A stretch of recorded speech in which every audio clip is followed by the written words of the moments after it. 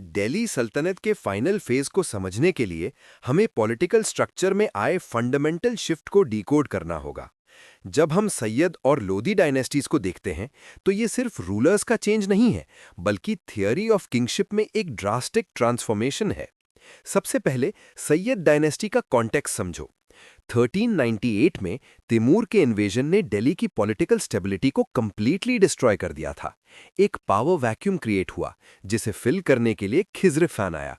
लेकिन खिज्र खान ने कभी सुल्तान का टाइटल अडॉप्ट नहीं किया। उसने खुद को रायत ए आला कहा और तिमूर के सन का गवर्नर बनकर रूल किया। इसका मतलब यह है कि दिल्ली अब सॉवरिन नहीं थी, बल्कि एक नॉमिनल अलीजेंस में थी।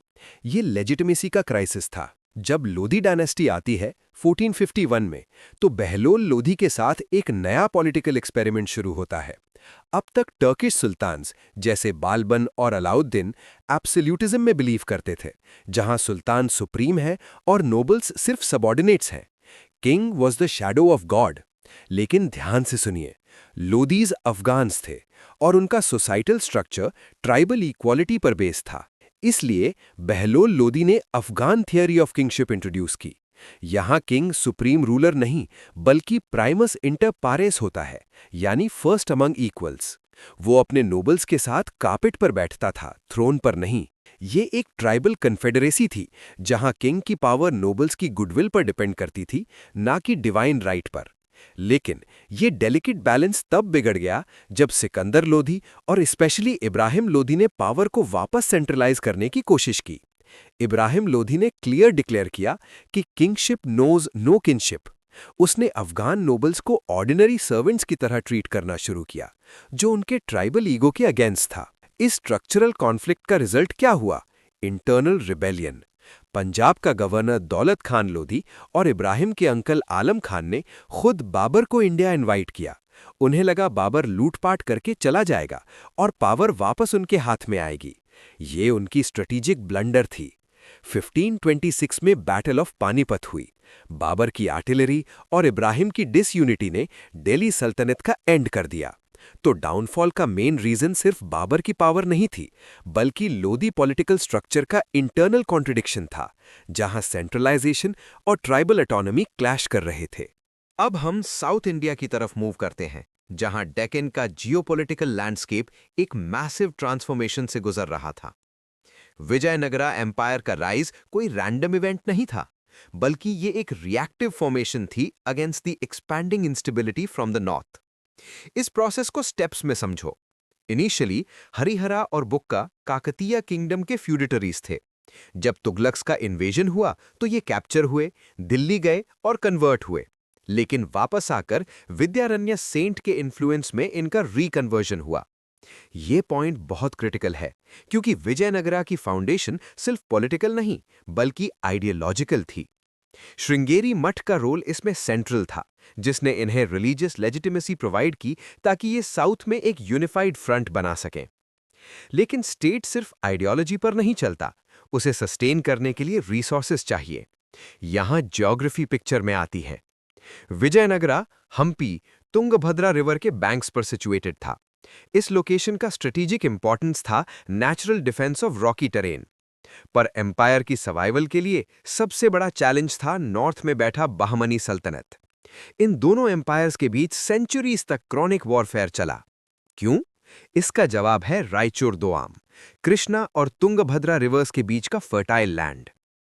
दोआब रीजन सिर्फ एग्रीकल्चर के लिए इंपॉर्टेंट नहीं था, वहां से इकोनॉमिक सरप्लस जनरेट होता था, जो ह्यूज आर्मीज मेंटेन करने के लिए जरूरी था। Plus Krishna Godavari delta ports को कंट्रोल करता था, जहां से foreign trade specially horses control होती थी।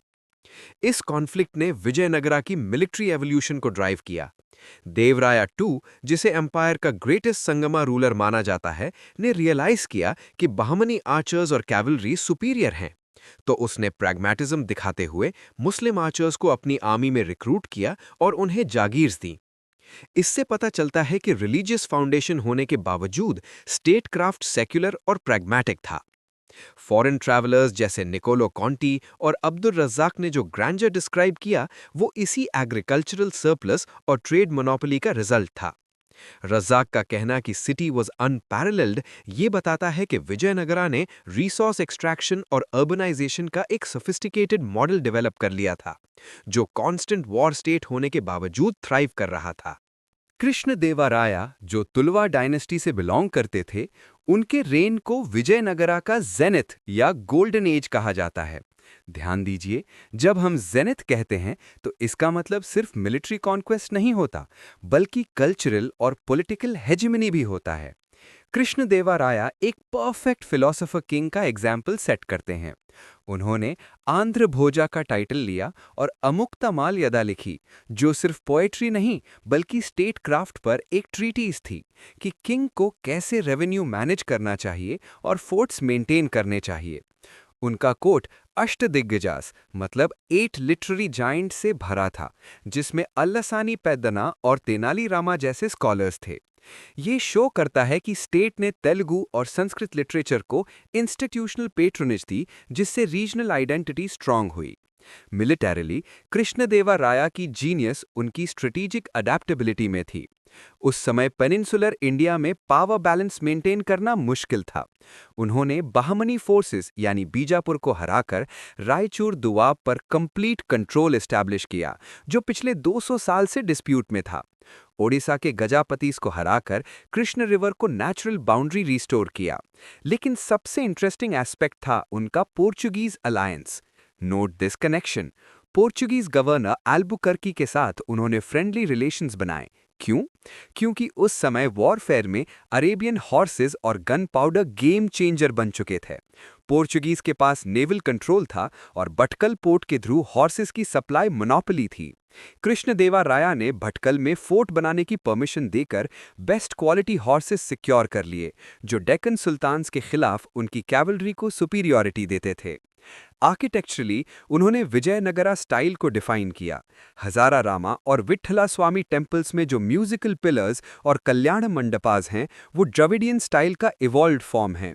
ये स्ट्रक्चर्स सिर्फ रिलीजियस नहीं थे, ये इंपीरियल पावर के सिंबल्स थे। डोमिंगो पेज ने हम्पी को रोम से भी बड़ा बताया, जो ये इंडिकेट करता है कि अर्बन प्लानिंग और स्केल मैसिव था। नागलापुरम जैसे नए टाउन्स बसाना ये दिखाता है कि वो सिर्फ कॉन्करर नहीं बल्कि एक सिटी बिल्डर भी थे, जो इकोनॉमिक नोड्स क्रिएट कर रहे थे। किसी भी एम्पायर की सस्टेनेबिलिटी उसके एडमिनिस्ट्रेटिव और इकोनॉमिक स्ट्रक्चर पर डिपेंड करती है। विजयनगरा का एडमिनिस्ट्रेशन एक यूनिक ब्लेंड था। टॉप पर एब्सोल्यूट अथॉरिटी और बॉटम पर डिसेंट्रलाइज्ड ऑटोनॉमी। सेंट्रल एडमिनिस्ट्रेशन में किंग यानी राया सुप्रीम था, assisted by a council of ministers. Empire को मंडलम्स यानी प्रोविंसेस, नडूज यानी डिस्ट्रिक्ट्स, स्थलास और ग्रामा में डिवाइड किया गया था। लेकिन जो इंस्टीट्यूशन विजयनगरा को यूनिक बनाता है, वो है नयनकरा सिस्टम। समझना जरूरी है, ये सिस्टम दिल्ली सल्तनत के इक्ता सिस्टम से मिलता जुलता था, पर सेम नहीं था। अमर नायकाज मिलिट्री चीफ्स थे, जिन्हें टेरिटरी यानी अमरम दी जाती थी। बदले में उन्हें किंग के लिए फिक्स्ड ट्रूप्स और एलिफेंट्स मेंटेन करने पड़ते थे और एनुअल ट्रिब्यूट देना होता था। ये फ्यूडलिज्म का एक प्रिकर्सर था। इसने एम्पायर को मिलिट्री स्टेबिलिटी दी क्योंकि सेंट्रल ट्रेजरी पर लोड कम हो गया। लेकिन लॉन्ग रन में यही सिस्टम वीकनेस बना, क्योंकि नायकास पावरफुल होकर ऑटोनमस होने लगे। विलेज लेवल पर आयागार सिस्टम फंक्शन कर रहा था। हर विलेज एक सेल्फ सफिशिएंट यूनिट की तरह था, जिसे 12 फंक्शनरीज यानी आयागार्स मैनेज करते थे, जैसे कर्णम यानी अकाउंटेंट, तलैयारी यानी वॉचमैन। इन्हें पेमेंट कैश में नहीं बल्कि टैक्स फ्री लैंड यानी मान्या देकर की जाती थी। ये हेरिडिटरी पोजीशंस थीं। इस सिस्टम ने रूरल स्टेबिलिटी तो दी, लेकिन विलेज असेंबलीज जो चोला टाइम में पावरफुल थी की ऑटोनॉमी को खत्म कर दिया, क्योंकि अब पावर इन ऑफिशियल्स के हाथ में कॉन्सेंट्रेट हो गई थी।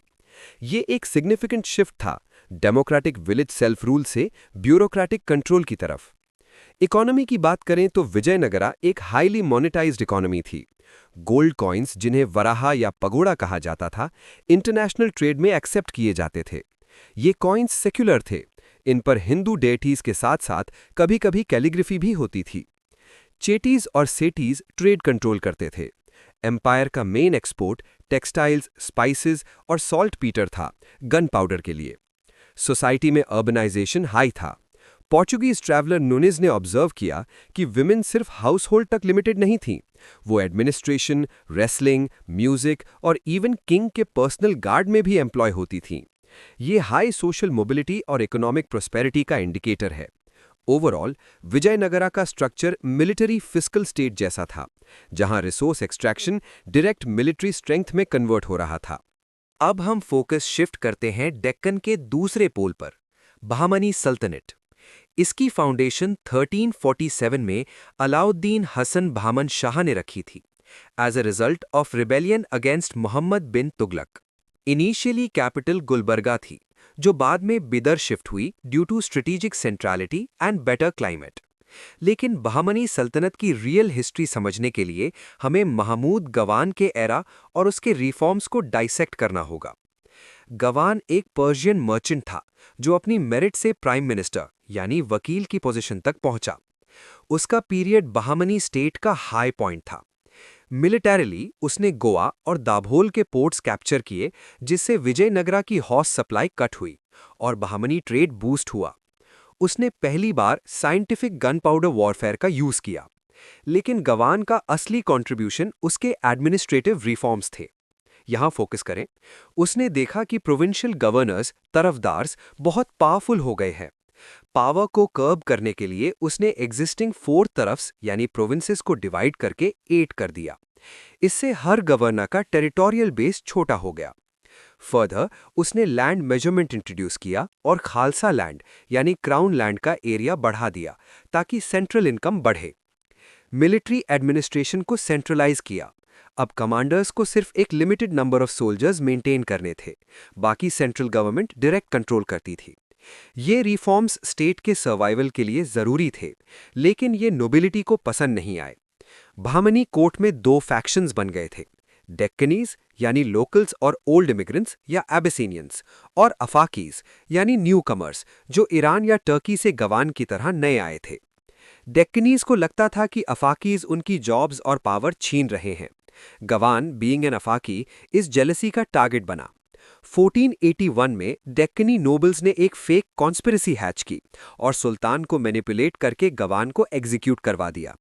Listen, this is the turning point. गवान का एग्जीक्यूशन सिर्फ एक इंडिविजुअल की डेथ नहीं थी, ये बहामनी स्टेट का सुसाइड था।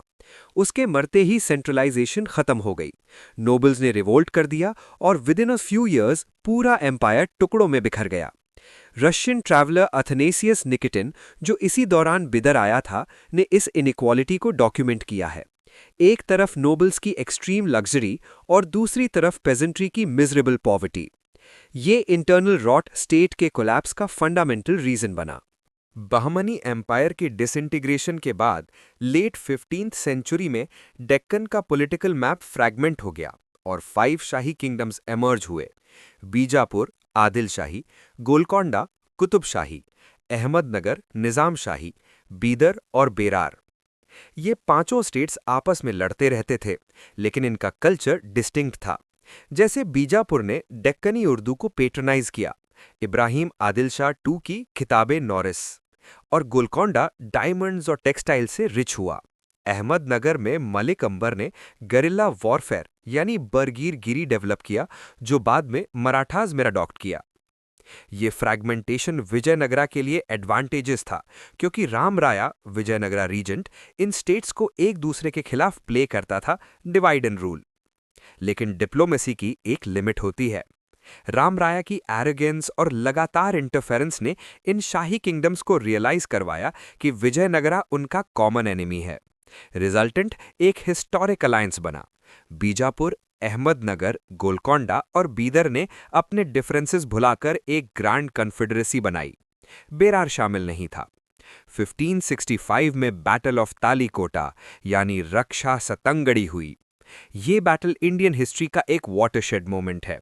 विजयनगरा आर्मी ह्यूज थी, लेकिन शाही आर्मीज की आर्टिलरी और कोऑर्डिनेटेड अटैक के सामने वो टिक नहीं पाई। रामराया कैप्चर हुआ और एग्जीक्यूट किया गया। इसके बाद हम्पी, जो कभी वर्ल्ड की रिचेस्ट सिटीज में से एक थी, उसे रूथलेसली डिस्ट्रॉय और लूट लिया गया। तालीकोटा के बाद डेक्कन का बैलेंस शिफ्ट हो गया। विजयनगरा फिनिश हो गया, लेकिन शाही किंगडम्स की यूनिटी भी शॉर्ट लिव्ड थी। इसका लॉन्ग टर्म कॉन्सिक्वेंस ये हुआ कि साउथ में कोई स्ट्रॉन्ग बफर स्टेट नहीं बचा जो नॉर्थ से आने वाले मुगल्स को रोक सके। समझिए इस डोमिनो इफेक्ट को। पहले तालीकोटा में विजयनगरा गिरा, फिर शाही किंगडम्स आपस में लड़ने लगे।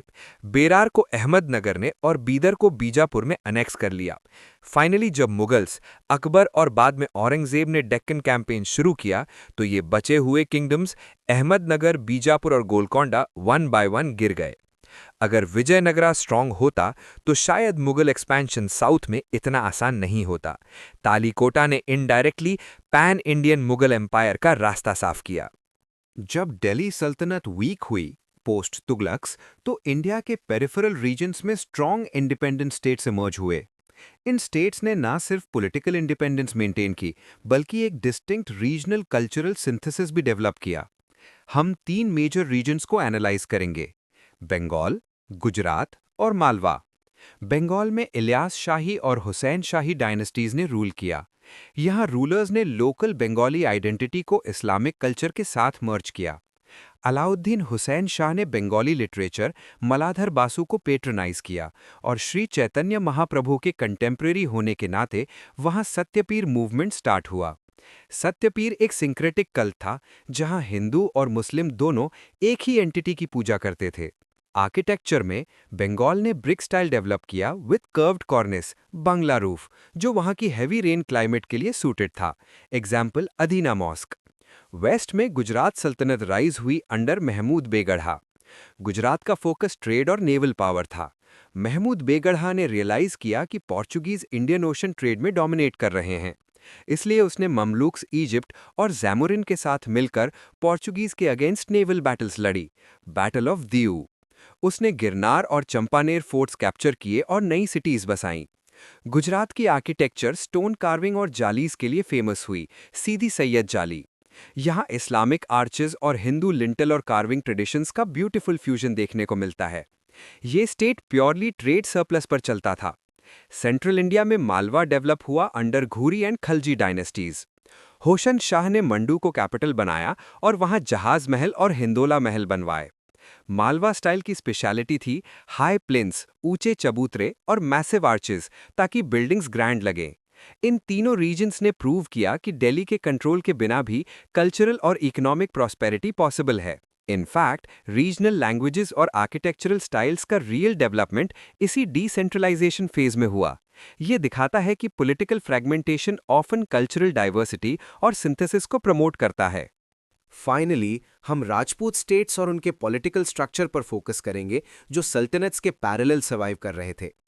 मेवाड़ इस रेजिस्टेंस का सेंटर था।